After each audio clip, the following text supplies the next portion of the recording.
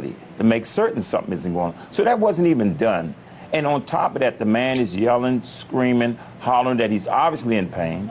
They're dragging his body over. And then one of the officers literally, I didn't hear anybody speak about this, but if you see on the camera, one of the officers literally throws the bird up and apparently maneuver with his hand to the public.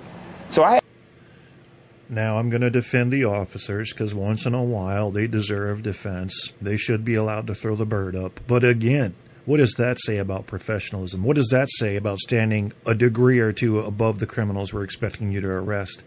Throwing rocks back at protesters. What does that say? It's the goddamn video game generation, I'm telling you. It's all about fuck them, us only. Fuck them, us only. Your guy loses, my guy wins. Had some problems with that as well. That's what it is. Right. Well, I want to ask you also because, you know, we were talking about the pursuit part of it. They pursued him because he made eye contact. Right. But then after that, when they caught him, when they caught up with him, because apparently there wasn't a fight, there wasn't an altercation there, at least that's what the police are saying. When they caught up with him, they searched him and he had a switchblade on him. He had a knife on him. To the best of your knowledge, is that a crime? Is that a reason to arrest him? Because I'm still trying to understand how he went from running from police and they ended up catching up with him and then they take him into custody. Why even arrest him? Well, again, that's the whole question here. I mean, it's the police tactics there in Baltimore. I worked with law enforcement officials about 10 years ago, maybe even less than that, about the same problems that they were having over there in Baltimore. These were actually black cops. This guy is a former U.S. Marshal. Was saying they themselves were dealing with all kinds of harassment from the white officers. So the problem is, again, here is, what was the probable cause? Why did they stop this man? Then you run him down, and then you say he has a knife on him after the man has been injured. There's a lot of questions here. There's a lot of things to be brought out. I know one of the things that we've observed and I've seen over the years and sort of that policeman's code, always make sure you have some type of, and I know people don't want to hear this, but this was in the code of conduct with police behind the blue wall of silence. Make sure you have something there to protect yourself. Throw it down if you need to. I don't know if that's what happened here or not, but it's just...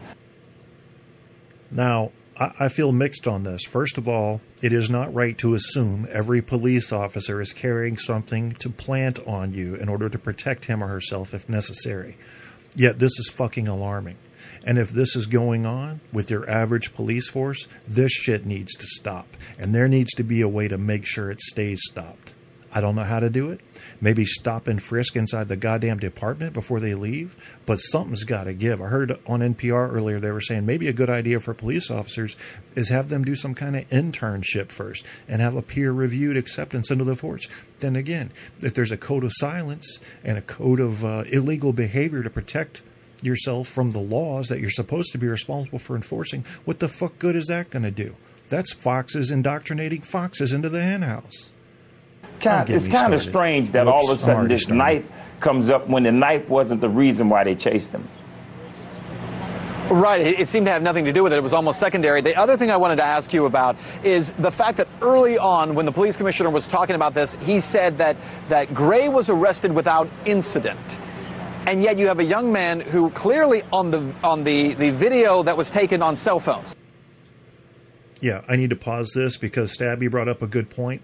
There is actually good news coming out of this. Like, for example, there are black people showing up to protect police from rioters. This is actually happening. You can look it up. There are people showing up, black and white, to help businesses clean up the streets. And you have to remember that 90 to 97% of the people out there are peaceful. You've got that very small group that's getting ugly. But also, I don't blame that fucking group. I don't really see the point in looting because that hurts your cause. I don't see the point in attacking innocent whites, even though you may feel that's just, and maybe it is, since you were an innocent black that got attacked. I get it. But it's not going to help you because you want to gain worldwide support for your cause. And if you stay cool and keep your head on and the world keeps seeing these videos, you're going to get that worldwide support.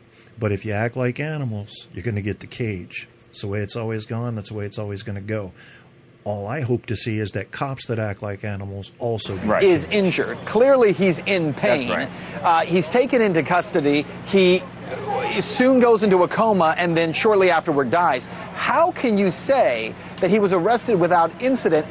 What is the public supposed to make of that kind of a statement? That's right, and that brings into question because we're sitting right there watching the video where we can see the man is injured, we can see he's in pain, He can hardly use his legs.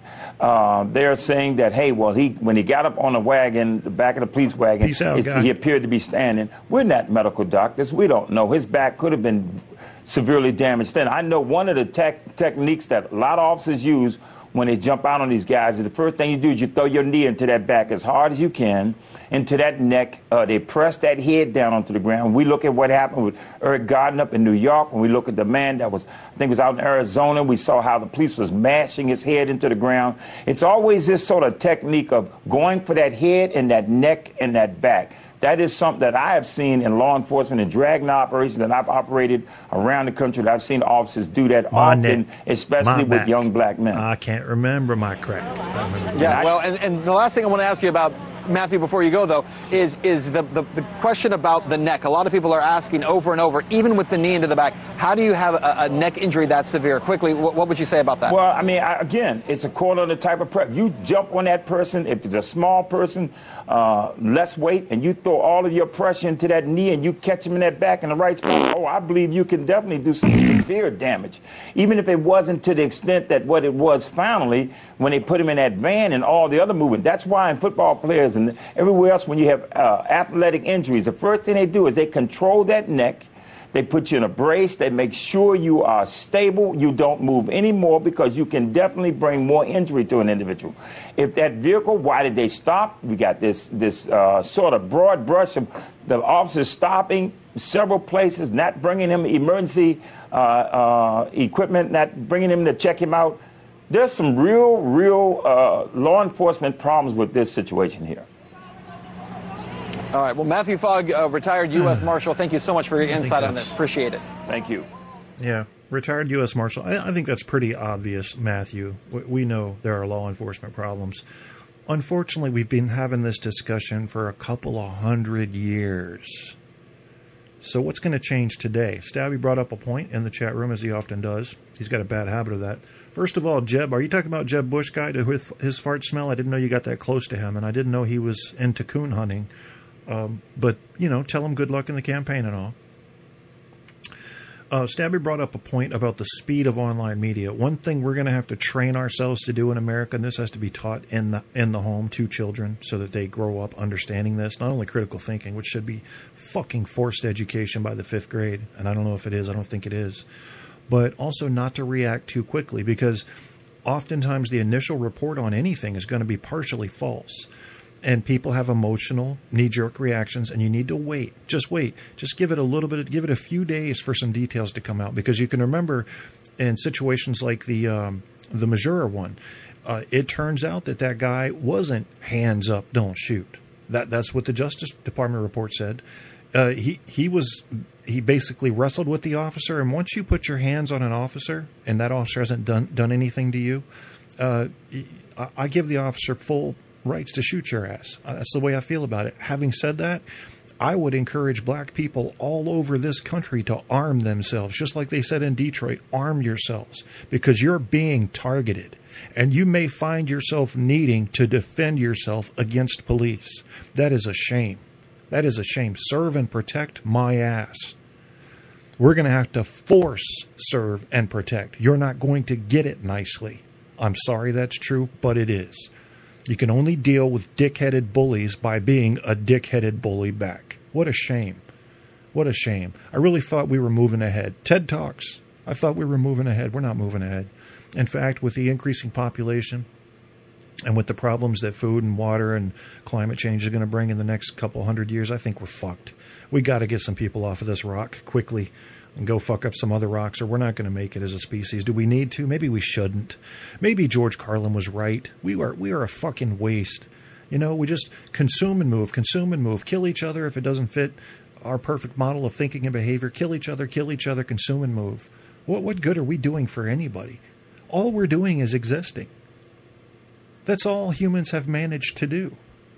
And maybe that's a major accomplishment, considering that nature was out to kill us at every corner where we weren't out to kill ourselves. But what are we accomplishing? Armed black people will not help anything? Well, you can tell that to the unarmed black man who's homeless down in Florida, getting the shit kicked out of him, where they made a law where you can now defend yourself from police legally. if the brutality has gone out of hand. I mean, Georgia Norrie time soon. Can't blame you there anywhere. Swedish cop stopped New York City subway assault. Well, maybe we should all move to Sweden. Fuck it. You know? I mean, I hear people bragging about how in England there's hardly any murders, but because guns are illegal, and I don't know if I like that. It feels, an unarmed populace sounds foreign to me, mainly because it is. But what good is an armed populace if they can't defend themselves? And they can't. If you're an American now and you're armed and the police decide to brutally beat you and you pull out your gun, you're going to be shot to death. I mean, what defense do you have against these animalistic police? I don't know. I don't know what to do about that. All I can think of is, you know what the one decent solution would be? Not only police wearing body cameras around, but if you're going out on the street, the technology is getting so cheap, you ought to have your own audio and video running to a remote server where if they crush the camera, it's still going to have whatever it captured before it was crushed on it, that is available to be seen by the public through like a Google search. Why not? I mean, you can buy these goddamn key fob cameras now that record audio and video. I've got several of them here that I use with my motorcycle helmet when I'm on my scooter. I mean, they cost like $5. So it's not unheard of to be able to carry this at all times with you, but to remember to turn it on. And then there's privacy issues if you go in someone's house, you know, because of the wiretapping laws that get kind of crazy.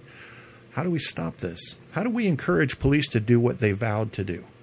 How do we make it not possible for police to lose their temper and beat somebody half to death because they didn't comply with an order immediately?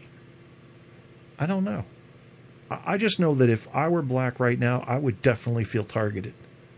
I would not trust any interaction with a cop without having audio and video rolling. I mean that sincerely. And frankly, the way I'm seeing it now, good cops aside, I'm recording every interaction I have with police, regardless of when or where it is. I don't know how else you protect yourself. And I think the idea is, the real solution is get that shit on a remote server, because they will. Did you guys see the video? This happened like 4 days ago, 5 days ago maybe. This lady was recording when they were busting some dudes down in the hood. Cop walks up, takes her camera, and slams it. Luckily, somebody across the street was also filming and caught that. It just slams it on the ground. So it does no good to record if they're just going to stomp your cameras into pieces. So you got to have that shit going to a remote server that is protected. The only way I can see to do it. Illegal to record police in Chicago. There are some issues with state laws. It's about half the states right now, if I remember correctly, in which you have to be careful. First of all, with video, you cannot film where there's a reasonable expectation of privacy. So you have that law. Okay, that means in someone's house, essentially.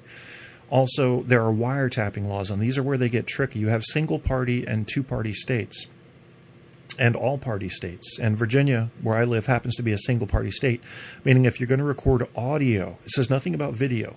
If you're going to record audio, at least one party in the conversation must know about it. So in other words, in Virginia, I can't go set up a recording device at where I know there's going to be a meeting and leave, and then come back and get it later. But if I'm there at the meeting, I can record all day long because I'm there and I know that it's recording. I don't have to tell anybody else. That goes for phone calls as well. Now, in some states, it takes at least two. It's both parties in the conversation, or all parties in the conversation have to know of and approve of the audio portion of it. Now, these wiretapping laws are getting kind of outdated considering what's going on today, and there is legislation in place now in many of these states to make it legal. I think people are pretty pro film the cops in public. They're pretty pro that, because it kind of goes along with freedom of speech, and, you know, you're doing a public service, you need to be publicly recorded and not be all fucking defensive over it. Like, what are you hiding if you have to be defensive over performing your public duty? I don't think cops are liking this. They're not liking it because now there's added pressure on them. And I know there was already pressure on them, but I shouldn't have to feel guilty that we're forcing you to do the job you said you would do fairly and justly. I'm not feeling guilty about that. Do the fucking job right, and there won't be any reason for recording. But there is a reason, because the job's not getting done right. And maybe it's only 1% of cops. Maybe it's 7% of cops. Maybe it's 14% of cops. But some percentage of the police out there don't give a fuck who you are. As long as you're black, you're not going to be treated the same as white. And as long as you're a suspect, you're not going to be treated the same as a friend or family member. Fucking assholes, some of them. Just dicks. Stabby says, if I say do not record me, you better fucking not.